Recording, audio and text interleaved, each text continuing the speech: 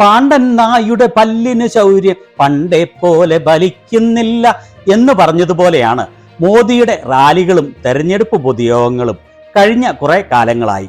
ആളുകൾ സത്യം തിരിച്ചറിഞ്ഞിരിക്കുന്നു, വിവേകം വെച്ചിരിക്കുന്നു എന്നതിൻ്റെ വലിയ തെളിവാണ് ഇത്. ഇത് ശരിക്കും പശ്ചിമ ബംഗാൾ ഇലക്ഷന്റെ യഥാർത്ഥ ഒപ്പീനിയൻ പോൾ ആണ് എന്ന് നിസ്സംശയം പറയാം. ആളുകളുടെ യഥാർത്ഥ താല്പര്യം എന്താണ് എന്നാണ് ഇത് വ്യക്തമാക്കുന്നത്. ബംഗാളിലെ ഹൽദിയയിൽ മോദിയുടെ തെരഞ്ഞെടുപ്പ് റാലിയിൽ സംഭവിച്ച കാര്യമാണ് കാണേണ്ടത്. മോദിയുടെ എല്ലാ തെരഞ്ഞെടുപ്പ് റാലികളും ഇപ്പോൾ ഇതേ പ്രതികരണമാണ് കാണുന്നത്. അതേപോലെ തന്നെ ഈ റാലിയിൽ വെച്ച് മോദി പറഞ്ഞ ഒരു കാര്യവും കേൾക്കേണ്ടത് തന്നെയാണ്. ഇക്കാര്യങ്ങൾ നമുക്ക് വ്യക്തമായി കാണുകയും അവലോകനം ചെയ്യുകയും ചെയ്യാം. ഈ മാസം അവസാനത്തോടുകൂടി 1 ലക്ഷം സബ്സ്ക്രൈബേഴ്സ് എത്തിക്കുന്നതിന് നിങ്ങളെല്ലാവരും സബ്സ്ക്രൈബ് ചെയ്ത് സഹായിക്കണമെന്ന് അഭ്യർത്ഥിക്കുകയാണ്. കഴിഞ്ഞ കുറെ വർഷങ്ങളായി 2024 ലോക്സഭാ തെരഞ്ഞെടുപ്പ് സമയം മുതൽ മോദിയുടെ റാലികൾക്കും പൊതുയോഗങ്ങൾക്കും ആളുകൾ കാര്യമായി എത്തുന്നില്ല എന്നുള്ളത് വലിയ വസ്തുതയാണ്. അതിനാലാണ് ആശാ വർക്കർമാരെയും അംഗൻവാടി ജീവനക്കാരെയും മറ്റ് ഗവൺമെന്റിന്റെ സഹായങ്ങൾ പറ്റുന്ന ആളുകളെയും ഭീഷണിപ്പെടുത്തിയും സ്കൂളുകളിലും കോളേജുകളിലും പഠിക്കുന്ന വിദ്യാർത്ഥികളെ നിർബന്ധിച്ചും മോദിയുടെ റാലിക്ക് സംഘടിപ്പിച്ചു കൊണ്ടുവരുന്നത്. അല്ലെങ്കിൽ 1000 പേർ പോലും എത്തുകയില്ല എന്നുള്ള നിലയിലാണ് കാര്യങ്ങൾ എത്തി നിൽക്കുന്നത്.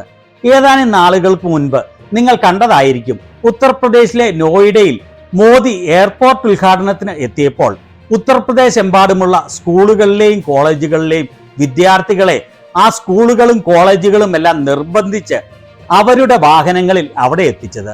അതുപോലെ കഴിഞ്ഞ ദിവസം മോദിയുടെ ഒരു റാലിയിൽ 2000 ബസ്സുകൾ അറേഞ്ച് ചെയ്തിട്ടും പകുതിയിലധികവും കാലിയായിരുന്നു എന്നുള്ളതും 50,000 കണക്കിന് കസേരകൾ കാലിയായി കിടന്നതും. 2 ദിവസം മുൻപ് മോദി പശ്ചിമ ബംഗാളിലെ ഹൽദിയയിൽ നടത്തിയ ഒരു റാലിയിലും അതേ പ്രതികരണമാണ് ഉണ്ടായത്. ആളുകൾ എത്തിയത് വളരെ ചുരുക്കം, അതും വളരെയേറെ പേര് പണവും കൊടുത്ത് ഭീഷണിപ്പെടുത്തിയും എത്തിച്ചിട്ടും ഇതായിരുന്നു അവസ്ഥ. ഇത് പങ്കുവെച്ചുകൊണ്ട് 2 വീഡിയോകളാണ് തൃണമൂൽ കോൺഗ്രസ് പങ്കുവച്ചത്. ഇവിടെ അവർ എഴുതിയിരിക്കുന്നത് കണ്ടോ? നരേന്ദ്രമോദി പ്രസംഗിച്ചുകൊണ്ടിരുന്നു എഴുന്നേറ്റ് പോയിക്കൊണ്ടിരിക്കുന്ന ആളുകളോട്. ഈ നിരക്കിന് നോക്കുകയാണെങ്കിൽ ഗ്രൗണ്ട് മാത്രമല്ല MT BJPയുടെ വോട്ട് ഷെയറും അതിന് തൊട്ടു പിന്നാലെയുണ്ട്. അവ പങ്കുവച്ച ഈ 2 വീഡിയോകൾ കണ്ടുകൊള്ളൂ. बीजेपी सरकार बनते ही यहाँ 7 पे कमीशन लागू करवाएंगे, ये हमारी गारंटी है।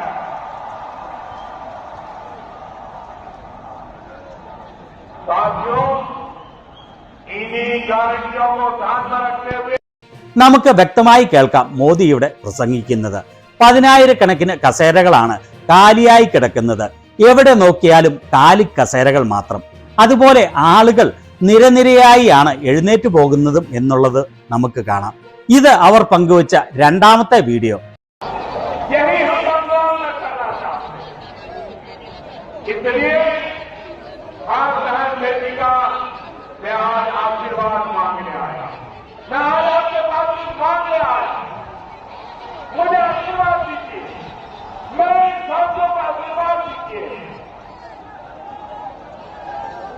साथियों, गुलामी के कालखंड में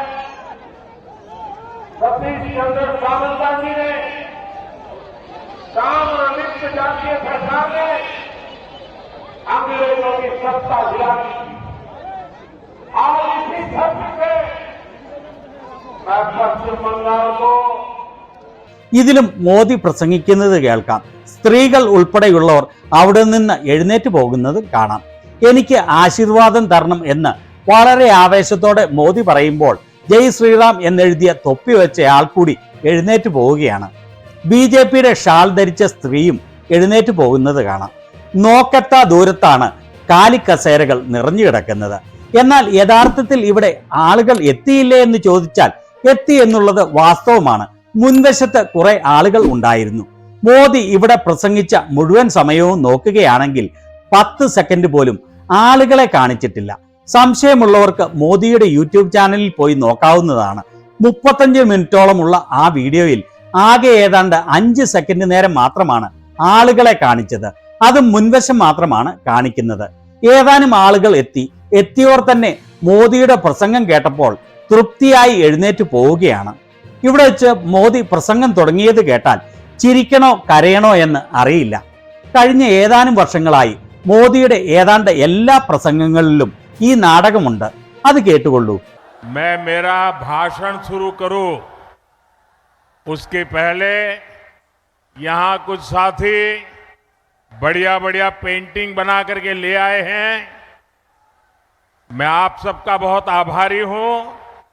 मैं मेरे एसपीजी के साथियों को रिक्वेस्ट करता हूं कि आप जो चित्र लेके आए हैं वो कलेक्ट कर ले। अगर उसमें आपका एड्रेस होगा तो मेरी चिट्ठी जरूर आएगी आपको। ഞാൻ എൻ്റെ പ്രസംഗം ആരംഭിക്കുന്നതിന് മുൻപ് ഇവിടെ കുറച്ച് കൂട്ടുകാർ തൻ്റെ പെയിന്റിങ് ഉണ്ടാക്കി വന്നിട്ടുണ്ട്. അതിന് നിങ്ങളോടെല്ലാവരോടും കടപ്പെട്ടിരിക്കുന്നു. എൻ്റെ SPGയോട് പറയുകയാണ്, നിങ്ങൾ കൊണ്ടുവന്ന ചിത്രം വാങ്ങിച്ച് അതിൽ നിങ്ങളുടെ അഡ്രസ് എഴുതിയിട്ടുണ്ടെങ്കിൽ ഞാൻ നിങ്ങൾക്ക് എഴുത്തെഴുതാം എന്ന്. മോദിയുടെ പ്രസംഗങ്ങൾ സ്ഥിരമായി കേട്ടിട്ടുള്ള എല്ലാവർക്കും അറിയാം സ്ഥിരമായുള്ള സ്ക്രിപ്റ്റാണ് ഇത് എന്ന്. ഇതൊന്ന് മാറ്റി പിടിക്കേണ്ട സമയം അതിക്രമിച്ചിരിക്കുകയാണ് മോദി. എങ്ങനെയാണ് കണക്കില്ലാതെ 100 കണക്കിന് പ്രാവശ്യം ഒരേ സ്ക്രിപ്റ്റ് തന്നെ ഇങ്ങനെ വായിക്കുന്നത്?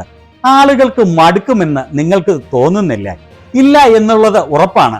കാരണം അങ്ങനെ തോന്നണമെങ്കിൽ തന്നെ ഒരു മിനിമം വിവരമെങ്കിലും വേണമല്ലോ.